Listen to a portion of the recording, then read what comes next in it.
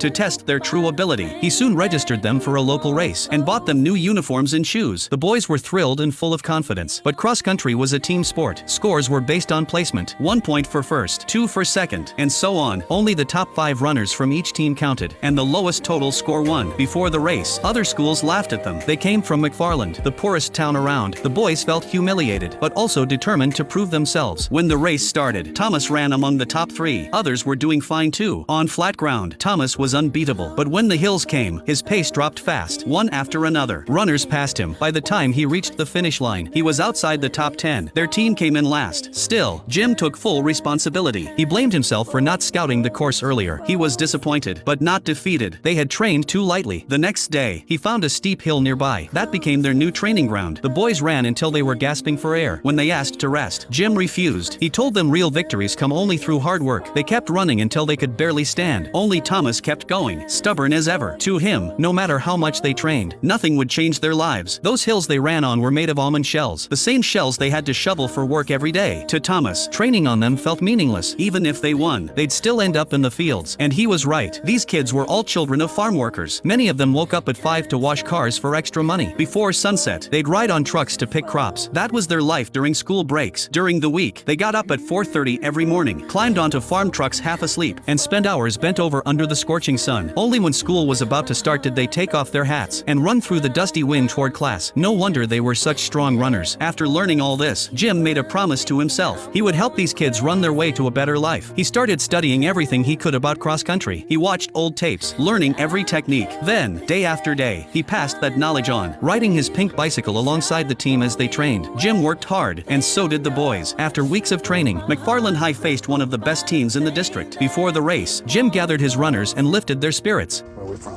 Uno, dos, tres, McFarland! The race began. They fell behind at first, but their endurance carried them through. When other runners began to fade, Thomas stayed calm and focused. Near the end, he surged forward, passing everyone ahead. The rest of the team followed. One by one, they won their very first race. No wild celebration, just quiet hugs. But in their hearts, they knew this victory meant everything. A few days later, trouble struck again. 3 brothers Danny and his siblings suddenly quit the team. Jim went to their house to find out why, but their father shut the door on him. Cross country's like a TV, he said. It's not a necessity. Every hour my sons spend training with you is an hour they could be helping me in the fields. You city people will never understand that. But Jim didn't give up. The next morning, as the brothers climbed onto the farm truck, they were shocked to see Jim sitting among them. Under the blazing sun, he bent down and picked cabbages beside them. By noon, he was exhausted. Only then did he truly understand how hard their lives were. So he made a deal with them. When you have to work late, we'll train afterward. And on days you need to harvest early, I'll come help. We'll make it work together.